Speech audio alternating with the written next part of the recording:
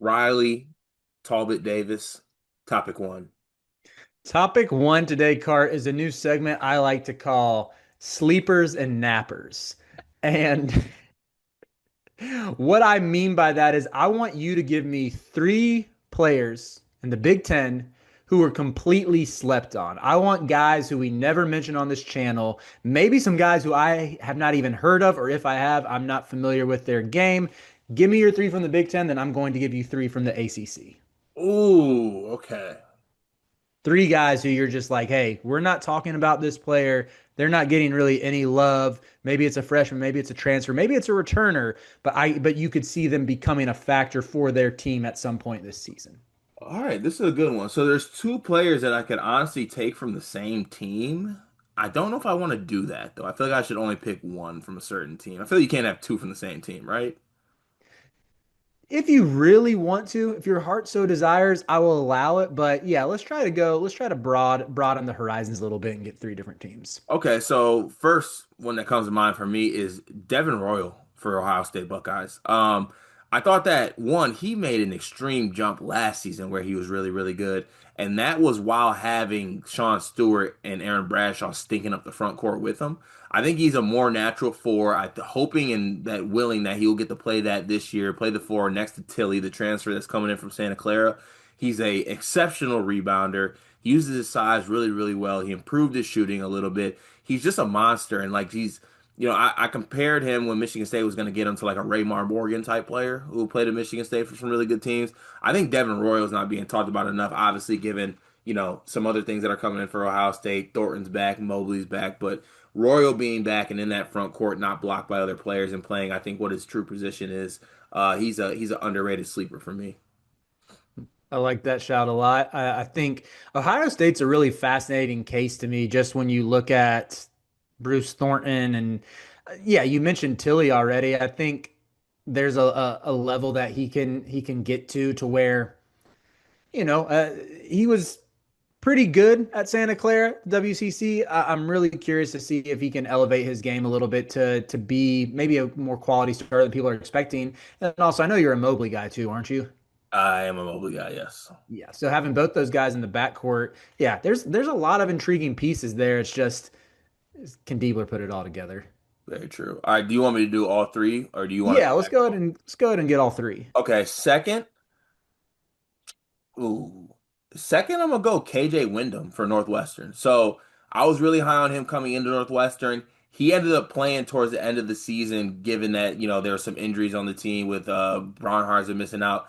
He's a player who I think can fill up the stat sheet, has really good size. I'm a very, very much believer in Collins and what he can do with his personality as players. I think he gets the best out of guys. Martinelli's back. He'll be the scoring load guy, but I think Wyndham's gonna maybe slide into like the secondary role, the Robin role for this Northwestern team. And I think it's going to turn out for really good results for Wyndham. I don't know what it'll be for Northwestern, but I think Wyndham's not being talked about enough for this Northwestern team. Yeah, as I was looking through the rosters, Arrington Page was another one to where he didn't really show much. He's a sophomore, isn't he? Yeah, I like this high school film. Yeah, right. I did as well. And even looking at him as a former top 60 recruit, like a lot of times Northwestern doesn't get those kind of guys.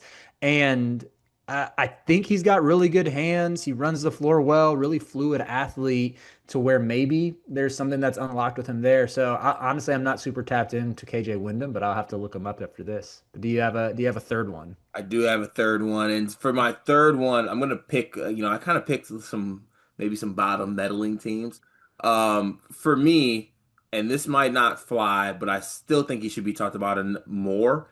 Uh, Eric Daly came back for UCLA, and I get like Donovan Dent came in. I get Tyler Bilodeau was the All Big Ten guy that also came back. They get Xavier Booker, but like Eric Daly is like this 6'8" Swiss Army knife, does so much. Energy is incredible, really skilled, fills up the stat sheet. And, he missed some time last year with some injury, which I think hurt UCLA. When he played, he was really, really good and did a lot for this UCLA team. I think another year in that system coming back, his experience, he's a guy who I very much factor into UCLA possibly being like a top four team, or I have them in my top four in my in my Big Ten preseason rankings. And I think that they could, make some noise where they are. If some teams slip up at the top, they could find a way where Mick Cronin could maybe win this. But Eric Daly's going to be a real big part of that, and I feel like he's not talked about enough. I think that's another good shout as well. With looking at him, another high pedigree guy who played at IMG, and it's really easy to overlook. He had a couple 20-point games down the stretch of last year, like in conference play, when really the sell on him, even when he started his career at Oklahoma State, was he was never really a scorer. He was supposed to be more of this athlete defender who could rebound, could pass a little bit. And to see him put some together and be able to have some nights where he can give you between 15, 20, even 25 points he had against USC, like I think the last week of the season. Really good at getting to the rim. It's where most of his shots came. So yeah, I think that's a good one for sure. Got to look out for. Take it to the ACC. Yeah, I'll go ahead and get ahead of this. Some of these names are you might be shaking your head on the surface. This league, as Test, I was looking through these test me, rosters, Mr. Davis, please. I was just like, man, the Big Ten is a lot easier to find these types of players because once you get past the top four, maybe top five teams in the ACC, you're grasping at straws a little bit. However, there are still a few guys who like I truly do believe in. This video is brought to you by NBA 2KLab.com. 2K Lab worked with us last summer as well. They're one of our favorite entities in all of sports gaming. We want to show you their college basketball stadium locator challenge game. And I'm going to share a screen right now as we do this.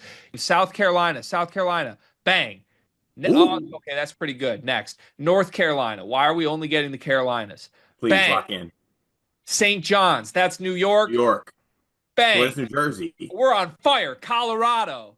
I actually don't know what state Colorado is. It's in Colorado. There's a state of Is that Colorado. this one? It's to the right of Phoenix. Anyway, you get the picture. This game's really fun. They've got more games as well, like Guess the NBA Player, Mystery Fantasy Draft, and more. Stay tuned for all of the college football content and games that they'll be putting together to help you get the best experience out of college football 26. Back to the video. The first is a team that I project to be top four in the league. It's Virginia. Their backup point guard, Chance Mallory. Have you ever watched him? So is he? Is he a freshman? Yeah, he's an incoming freshman, I heard about him. Yeah. top 60 recruit. He's only 5'9". That's the big knock on him, but he is a big time shot maker, can get to his spots all over the court. And I think he looks like he has a pretty good build. Despite him being short, he doesn't look weak, which I think theoretically should help him get on the court. Good passer as well, and just looks tough. Not going to be asked to do too much, but I think should be a really good bench guard for what I project to be a top 25 team this year. So I'm very much in on Virginia as a team, and I like Mallory. I have heard that name, and would he be the backup point guard? Yeah.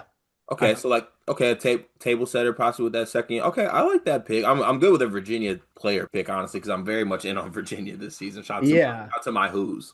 I kind of think, he definitely can be that. Wow, he's listed at 155. He looks bigger than He's 155. Maybe small. he's weaker than I expect, but um he yeah, he has some of that table setting ability, but I think if Dallin Hall is the starter, I think of Dallin Hall as more so like the facilitator who's going to pick his spots. It could be a thunder and lightning type pairing when you bring Mallory in to be more of the offensive alpha and can play off of others, and he's going to hunt his shot a little bit more. I like that pick. For the second one, Cart, I'm really nervous about this. I I'm kind of buying Virginia Tech a little bit. Okay, talked. Wait, okay, is it Toby? It's so I couldn't decide between Toby Lawal and Amani Hansberry for this, but I think I'm both are fine with really good both fit. those. I like both those. Hansberry had a good year for West Virginia last year. He showed some stuff. So Lawal he's had the headlines because of the athleticism, because he gave the quote about how we were bad, we were ass, but we weren't that ass. Like people know him a little bit more. Hansberry is the one who truly no one's talking about. That transfer edition went really under the radar. But if you look at some of the advanced stats, like specifically both offensive, defensive rebounding rate, assist rate, and even like he can step out and hit a three, even though he's not a great shooter, they're very similar to Keve Aluma, which was the best Mike Young teams at Virginia Tech. And when you factor in that front court of Lawal and Hansberry, who are, I would say, way better than your average front court for AC for like the outside of the top 4 or 5. They should by far and away have an advantage over pretty much every team they play in the front court. When you factor in my guy Neokolis Avdelas coming over from He's Greece, nice. like that's a really good trio. Jaden Shoot, maybe he puts it all together and can be that spot up shooter. There's a world where like Mike Younger bench tour happens. We are gonna, I already know. So this is gonna be the all Twinsky annoy people team. We're like gonna be irrationally in on Virginia Tech and like be tapped in, and honestly it'll be fine because maybe RC will be on the call or something like that. But like we're gonna be tapped into Virginia Tech on ACC network way more than we should be, I feel like. Well, the crazy thing about it too is Virginia Tech has a really good fan base. When they are good, McCamish Pavilion is a not McCam sorry, Castle College. I don't know where I got who plays McCamish. I don't know who. I've never heard of McCamish. McCamish is where Georgia Tech plays. I Oh, apologize. Castle Coliseum, where Virginia Tech plays. Castle Coliseum is a really tough place to play when Virginia Tech fans are into it and when their team is good. So there's a little bit of magic there if Young can get them right. yeah. Shout out to Virginia Tech. Shout out to my guy Andy Bordeaux. Who do you have as your third? Last one, Ryder Frost, Notre Dame sharpshooter. Ryder. Okay, I'm in on Ryder. I like this pick. I like. Have you watched him? Yeah, I Okay. so come on now. I'm a Shrewsbury guy. I'm a Shrewsbury Jalen Harrelson guy. So I had to tap into to my Irish. So I got to ask you, I know you are the Jalen Harrelson whisperer. You probably watch him a little bit more than me. From what I've watched of Jalen Harrelson, I see more like that ISO scoring, put the ball in his hands, get out of the way, good athlete, questionable jumper, but at least it goes in sometimes. I thought the sell on him was more of like point wing. Can he pass? Can he do some playmaking? Like that's what I haven't really seen the flashes of, even though I would say I've heard about it. Yeah, so it didn't necessarily work out that this past year for like he was like very point forwardy, like honestly damn near point guardy, but it got a little bit I don't know if like the mindset or the way he approached the game changed, or maybe he heard the chatter about like him having to score a little bit more. The jumper's not really there. Honestly, I'd like him more in a role as like the pass guy, as the secondary guy next to Marcus Burton as the Hmm. score first guy, but yeah, I think having if Harrelson is the pass guy that I hope and think he should be, having a knockdown shooter like Ryder Frost would very much help and go a long way. That was exactly my thought process with this. I know Frost, I think, is a top 80, top 70-ish freshman. And the dude just he has a burner. He's such a good shooter. His mechanics are pure. He's really good shooting on the move, coming off of screens. Played for the AAU team Middlesex Magic, which produced both Pat Connaughton and Duncan Robinson. So there's a little archetype there for him to follow. Also, Cart, I love players who are aware of like their aesthetic, who are aware of their brand, who are aware of what they are. There's a Middlesex Magic highlight montage out there, and the song over the edit is "Clocks" by Coldplay. Oh, come on. That's insane. Well, you gotta respect it. That's knowing the brand, right? For sure. That's a program that knows who they are. So yeah, I think the vision there for Ryder is being that floor spacer who helps Jalen Harrelson be the best version of himself. Those are three good shots, Riley. I like those a lot. That was a fun segment. I enjoyed that. I'll be looking forward to watching those guys this year.